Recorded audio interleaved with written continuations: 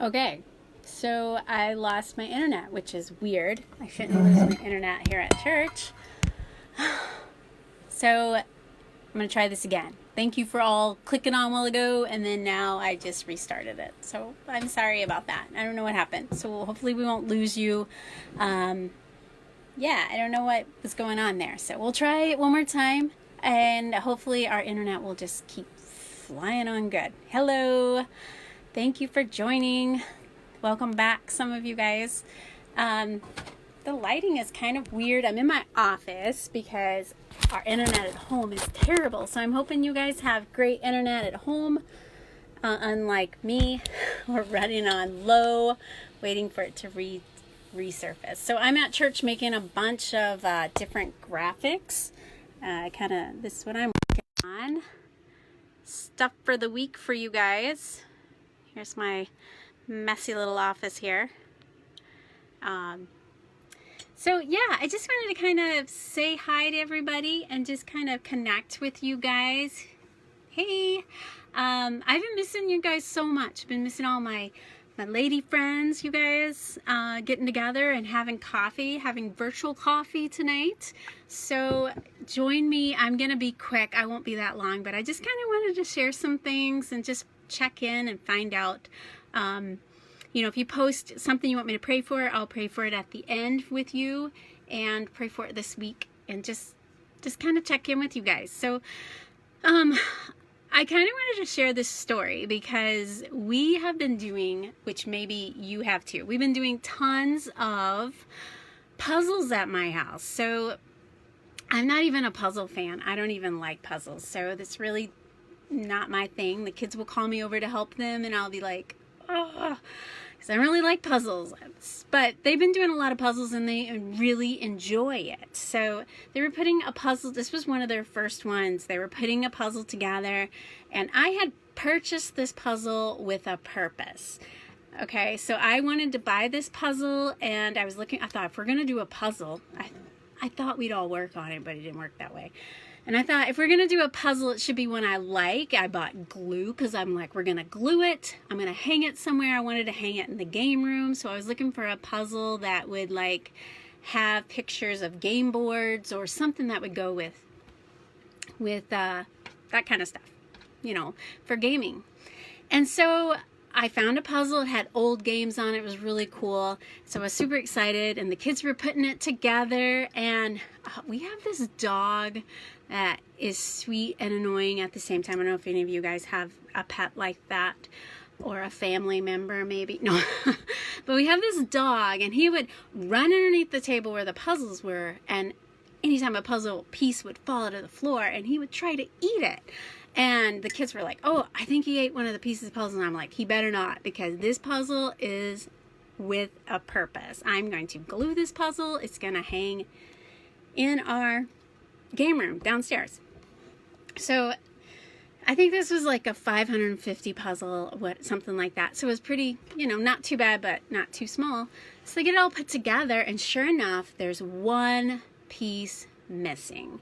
And I can't even explain to you the rage that went through my veins of, oh, I don't even like puzzles. And, see, someone says the cat tries to eat everything she likes. Oh my goodness. See, you got these pets. And so I was just furious. I'm not kidding. I was like, oh, this puzzle is ruined. It's just ruined. And the kids were like, oh, that's fine. It looks fine. It still looks great. And you know what? We're going to put it back together after we take it apart, which I don't even understand that. Once you put a puzzle together, what's the point of ever putting it back together? I'm the same way with books too, but different subject. So I was just like, no, it's ruined. There's this big hole in the middle of a puzzle. And now what am I going to do? I can't glue it. I can't hang it up. I can't even enjoy it because a piece is missing. I mean, I purposely bought an expensive puzzle so that there would be no pieces missing. I could have went to St. Benny's or to Goodwill and got one and took my chances, but I was like, no, I want to do this anyway. That's probably a little bit excessive on stressing there, but I just want you to know how upset I was. So I'm standing over it, I'm looking at it, and the kids were like, well, you can hardly even see it. it's a missing piece of a puzzle. You can see it. So the kids were great. The girls that were putting this together. I don't know if Strider's done a few, but so I'm standing there, and God just speaks to my heart, really. It's kind of, it was kind of a good moment, I guess. He just speaks to my heart that it was kind of like, you know, sometimes we, or you, talking to me, sometimes I look at the missing piece, and I look at that missing piece instead of looking all that's there. And I know a lot of us think that way. We have a lot of illustrations with puzzles, but then God spoke to my heart that, you know, sometimes you keep asking me or seeking why I'm not working in an area, which is what I was doing. I was looking at the puzzle and I'm like, it's missing. And why isn't God? So God was saying, you're saying to me, why aren't you moving in this area? Why aren't you doing this, God? And we say that. We say like, God, why aren't you healing my friends? Or why didn't you heal my family member? Or God, why didn't you answer my prayer or keep my family safe?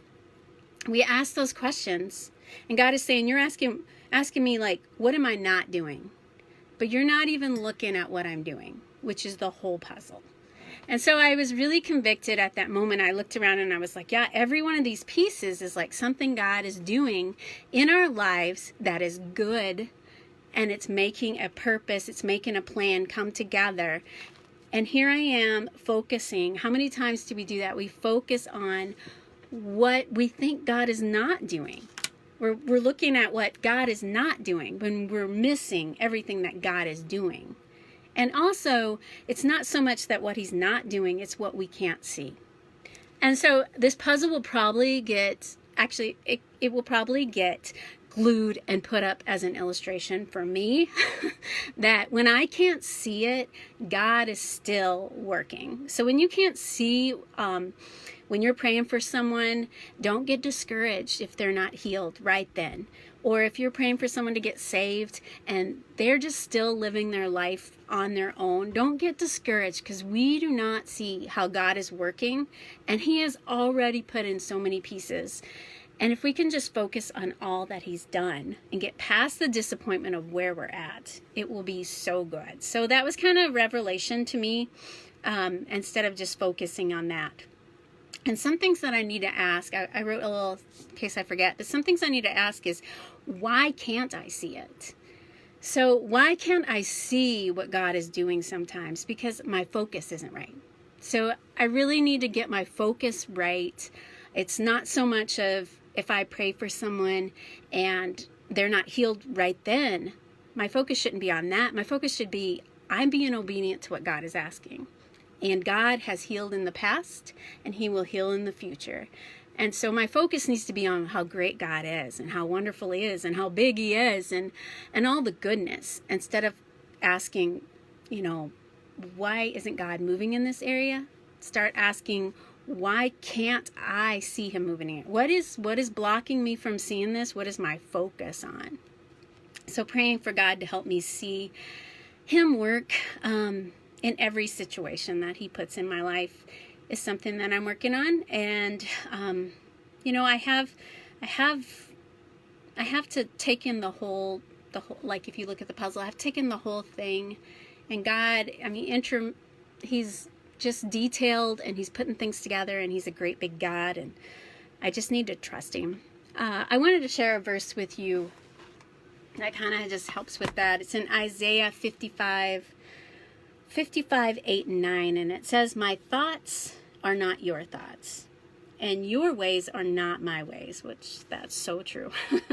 And the Lord, this is the Lord's declaration, is, for as the heavens are higher than the earth, so are my ways higher than your ways, and my thoughts are higher than your thoughts. So Isaiah 55, 8 and 9. If when you get discouraged and start thinking, you know, God, you know, even with the current situation, I know a lot of you are home and this isn't something you normally do. You're not able to visit with people that you want to visit with. And I know this is really tough on those that deal, well, for all of us, but especially for those that are extremely extroverts, but also those that deal with depression. So even if you are an introvert, but you deal with depression, this is a tough time. And it can feel like, God, what is going on in the world? And, what is the next step? Why do I feel so isolated and so lost by myself and just get discouraged? And I just want to encourage you, take some time and remember that God's got this. He's in control, and find things to put in your life that can keep moving you closer to Him. So instead of being like I was, focusing on what was missing or focusing on what I thought God's not doing, take some time and just, go for a walk outside and just start focusing on, just everything God created, everything God's got good in our lives going on right now. And try to focus on what He is doing. And then ask God, say, God, where can I do right now? Some of us are always wanting to serve people, and it's just a creative way to serve. And so I just ask you guys just to ask God, God, help my focus to be on you. And then how can I serve you today? How can I connect with you? How can I connect with others? And how can I make this day, redeem this day that we have, this different time in our lives? Because I know it's rough on some of you guys. So I just wanted to share with that. I appreciate all you guys watching, and give me a hi. Hey guys. I miss you guys so much. I can't wait till we can come back together and hug on each other and love each other. And if you guys need stuff, the church is here. New Life is here for you. So please let us know. You can message me, you can message New Life. Let us know what is going on. What is happening that you might need something, or if you can't get out and buy groceries, or if you are just feeling, overwhelmed. Just reach out to us. We're here for each other. And thank you guys. It's so good to see you. And, I'm excited. I'm excited for what God is going to do, He's got good things in store for each one of you. He has a purpose in this time. We're not on pause. We are moving forward. So I just want to say goodbye, guys, and love you guys. If you have prayer requests, please leave them in the comments. I'm going to read through those, and I'm going to take time to pray. Oh yeah, Pastor Jason just put in there food distribution on Friday. So this Friday, we are making up bags of groceries. The pastors here are going to put bags of groceries. So it'll have 10 to 2, he says. It'll have a meal or two, maybe 2 or 3 meals in there in a bag, and you can drive through and pick it up, and we'll put it in your car. 10 to 2 on Friday, we're going to do that. And we'd love, if you know anybody, even if they don't call New Life home, anybody, tell them about it. Come through. We'd love to see them at a 6 feet distance.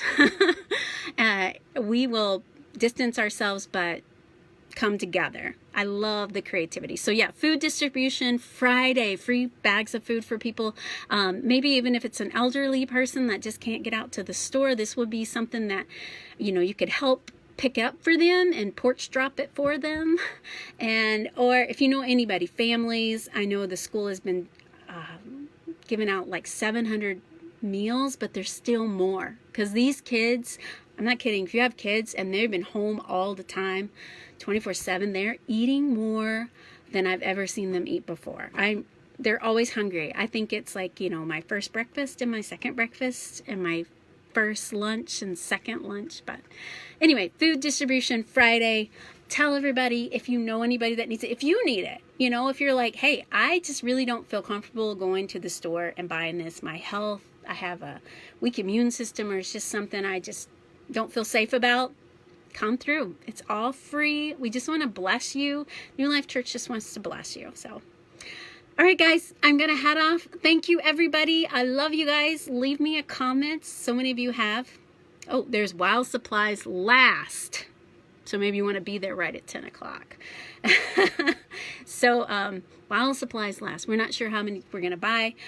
Elmer's is partnering with us to donate some food at cost. So we just have to pay at cost. So that's great for a local business. We got to support our local business during this time as well. We got to come together, guys. All right, I'm signing off. I know I said that, but I love you guys. Focus on what God is doing good in your life today.